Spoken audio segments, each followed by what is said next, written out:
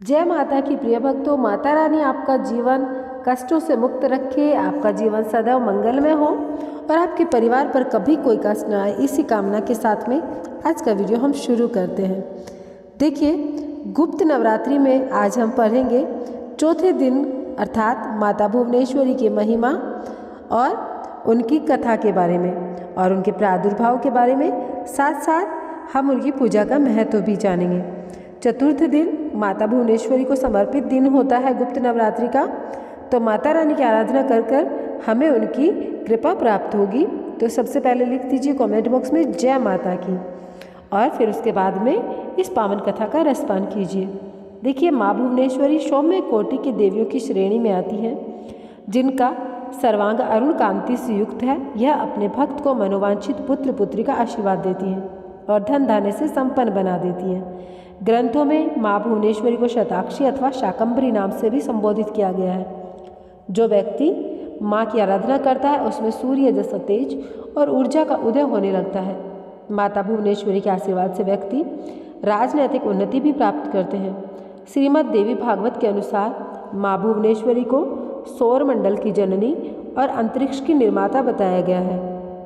शिव जी की पत्नी और ब्रह्मांड की देवी माता भुवनेश्वरी को सर्वोच्च वह देवी हैं जो समय के अनुसार सब कुछ प्रकट कर देती हैं और बुराइयों को नष्ट करती हैं। माता भुवनेश्वरी की कृपा से भक्त को शक्ति, भक्ति, बुद्धि और धन की प्राप्ति होती है। पुराणों के अनुसार देवी भुवनेश्वरी को विष्णु के वराह अवतार से जुड़ा हुआ माना गया है और ऋग्वेद के कई पवित्र मंत्रों में देवी भुवनेश्वरी को धरती माता और पृथ्वी से जुड़ा बताते हैं। तो इच्छा शक्ति के रूप में प्रेम की देवी मानी जाने वाली देवी भुवनेश्वरी प्रेम और अंतरिक्ष की शक्ति पैदा करती हैं। स्वतंत्रता देते हुए निर्माता और रक्षक की भूमिका निभाती हैं। 64 दिव्य गुणों का आशीर्वाद देने वाली यह देवी अपने मुस्कुराते हुए चेहरे के साथ प्रकट है और माँ के माथे पर शिव के समान ही तीसरा नेत्र सुशोभित है। 4 हाथों वाली इन देवी के एक हाथ में अभय मुद्रा में है, जो शरण और निडरता का प्रतीक है। दूसरा हाथ वर मुद्रा में आशीर्वाद देने को तत्पर है। माँ के तीसरे हाथ में राजदंड, जो व्यवस्था का प्रतीक है। माँ के चौथे हाथ में माला सुशोभित होती है। कमल के फूल पर आसीन इन देवी के मुकुट पर अर्धचंद्र शोभायमान है। माँ के शुभ दिन कालरात्रि, ग्रहण, होली, दीपावली, महाशिवरात्रि, कृष्ण पक्ष, अष्टमी है। इन महाविद्या की पूजा में लाल फूल और चावल, चंदन, रुद्राक्ष की माला आदि सामग्रियों का प्रयोग होता है। माता भुवनेश्वरी की साधना सभी प्रकार के सांसारिक सुखों को दिलाती है और देवता भी इनको ब्रह्मांड की रानी कहकर संबोधित करते हैं। तो ये तो बात हुई माता भुवनेश्वरी के रूप के बारे में और माता भुवनेश्वरी क्या हमें प्रदान करती है उसके बारे में। अब मैं आप लोगों को इनकी कहानी सुनाने वाली हूँ, तो पूर्ण श्रद्धा भाव के साथ में सुनिएगा। और हाँ, जैसे कि मैंने आप लोगों को पहले भी कहा है, वीडियो को लाइक कर दीजिए, चैनल को सब्सक्राइब कर लीजिए।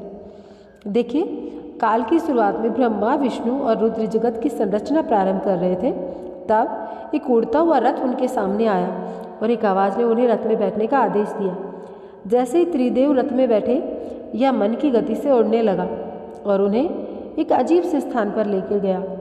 यह स्थान असल में रत्नों का द्वीप था, जिसके चारों तरफ अमृत का सागर और मनमोहक आकर्षक जंगल थे। जैसे ही त्रिदेव रथ के बाहर उतरे, वह स्त्री स्वरूप में बदल गए। उन्होंने उस द्वीप का अच्छी तरह मुआयना किया। वहाँ उन्हें एक शहर मिला। उस शहर के चारों तरफ सुरक्षा की 9 परतें थीं और इस शहर की सुरक्षा उग्र स्वभाव के भैरव, क्षेत्रपाल, मातृका और दिक्पाल कर रहे थे। जैसे ही वह शहर के अंदर गए, शहर का सौंदर्य और विकास देखकर मंत्रमुग्ध हो गए। आखिरकार वे शहर के अंदर स्थित मुख्य राजमहल में पहुँचे, जिसका नाम चिंतामणि गृह था, जिसकी सुरक्षा योगिनियाँ कर रही थी। यह शहर था श्रीपुर, देवी भुवनेश्वरी की राजधानी, जो मणिद्वीप की रानी थी। जैसे ही त्रिदेव महल के अंदर घुसे, उन्हें देवी भुवनेश्वरी के दर्शन प्राप्त हुए। उनकी छटा लाल रंग की थी, उनकी 3 आँखें, 4 हाथ थे। उन्होंने लाल रंग के आभूषण पहने थे। उनके शरीर पर लाल चंदन का लेप लगा था। उन्होंने लाल कमल की माला पहनी थी। बाएं हाथ में उन्होंने अंकुश और पाश पकड़ा था। दाहिने हाथ में अभय और वरदान मुद्रा में दिख रही थी। उनका मुकुट अर्धचंद्र रूपी मणि द्वारा सुसज्जित था। वह त्र्यंबक भैरव की बाई गोद में बैठी थी, जो श्वेत वर्ण के थे। उन्होंने श्वेत वस्त्र धारण कर रखे थे, उनके बाल उलझे हुए थे तथा उनके सर के ऊपर भी अर्धचंद्र एवं गंगा नदी थी। उनके 5 चेहरे थे तथा हर एक चेहरे में 3 आंखें थीं। उनके 4 हाथ थे। उन्होंने त्रिशूल फरसे लेने के साथ साथ वरदान और अभय मुद्रा भी प्रदर्शित की हुई थी। देवी भुवनेश्वरी और त्र्यंबक भैरव पंच प्रेत आसन पर विराजमान थे। पंच प्रेत आसन वह सिंहासन है जिसमें परम शिवा गद्दी के रूप में तथा 5 पैरों के स्थान पर सदाशिव, ईश्वर, रुद्र, विष्णु और ब्रह्मा स्थापित हैं। इन सबकी सेवा में अनेक योगिनियाँ थीं। इनमें से कुछ पंखा डोल रही थी, कुछ कपूर डालकर पान के पत्ते समर्पित कर रही थी, कुछ नए शीशे पकड़े थी, कुछ घी, शहद और नारियल पानी समर्पित कर रही थी। कुछ माता के बाल का श्रृंगार करने के लिए तैयार थी, कुछ देवी के मनोरंजन के लिए नृत्य तथा गायन में लिप्त थी। त्रिदेव ने वहाँ पर असंख्य ब्रह्मांड देखे। हर ब्रह्मांड में उन्हीं की तरह त्रिदेव थे। यह सब उन्होंने माता भुवनेश्वरी के पैरों के नाखून में ही देख लिया। कुछ ब्रह्मांड ब्रह्मा द्वारा बनाए जा रहे थे, कुछ विष्णु द्वारा पाले जा रहे थे और कुछ रुद्र द्वारा संहारित किए जा रहे थे। और त्र्यंबक अर्थात ब्रह्म की इच्छा शक्ति द्वारा उत्पन्न भुवनेश्वरी ने त्र्यंबक के 3 स्वरूप बनाए, ब्रह्मा, विष्णु और रुद्र। इस तरह त्रिदेव त्र्यंबक के 3 रूप हैं। तत्पश्चात देवी भुवनेश्वरी ने अपनी शक्तियाँ त्रिदेव को प्रदान की। ब्रह्मा के लिए देवी सरस्वती, विष्णु के लिए देवी लक्ष्मी तथा रुद्र के लिए देवी काली का निर्माण किया तथा उन्हें उनकी जगह पर स्थापित किया। ब्रह्मा और सरस्वती ने मिलकर एक ब्रह्मांड रूपी अंडा बनाया। रुद्र और काली ने इसे तोड़ा, जिससे पंचतत्व स्वरूप में आए। इसके बाद पंचतत्व का उपयोग कर ब्रह्मा और सरस्वती ने संपूर्ण ब्रह्मांड की रचना की तथा विष्णु और लक्ष्मी ने इसके पालन पोषण का हर कार्य किया। अंत में रुद्र और काली ब्रह्मांड की समाप्ति की ताकि सरस्वती और ब्रह्मा की पुनर्रचना शुरू कर सके। तो यहाँ पर मैंने आप लोगों को माता भुवनेश्वरी से संबंधित जो कथा थी वह सुनाई। देखिए, आज जैसे कि मैंने शुरू में बताया, गुप्त नवरात्रि का चौथा दिन है। आज भक्त माँ भुवनेश्वरी की पूजा अर्चना करते हैं। माँ भुवनेश्वरी को संसार भर की यश और ऐश्वर्य की देवी माना जाता है। भुवनेश्वरी आदि शक्ति का 5वां स्वरूप है और इसी रूप में माँ ने त्रिदेवों को दर्शन दिए थे। माँ भुवनेश्वरी को 10 महाविद्याओं में से 4था स्थान प्राप्त है और पौराणिक कथाओं के अनुसार माँ भुवनेश्वरी ही संपूर्ण जगत का पालन पोषण करती हैं। उन्हें जगत धात्री भी कहते हैं। माँ भुवनेश्वरी 14 भुवनों की स्वामिनी है। माँ को भगवान शिव की सखी की माना गया है। माँ भुवनेश्वरी की पूजा में आप लाल रंग के पुष्प, नैवेद्य, चंदन, कुमकुम और रुद्राक्ष की माला समर्पित करें।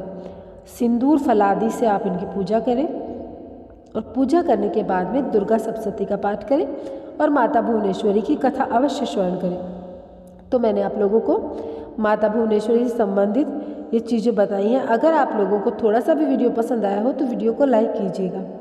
देखिए, माँ भुवनेश्वरी का जो प्रिय मंत्र है वह है, माँ भुवनेश्वरी का जो साधना मंत्र है वह है ह्रीं भुवनेश्वरी हिम नमः। तो इस मंत्र का आप जाप करें। ऐसा करने से आपके जीवन में तमाम जो भी परेशानियां चल रही हैं वह खत्म होती हैं। देखिए, माता भुवनेश्वरी को शाकंभरी व शताक्षी नाम से भी जाना जाता है।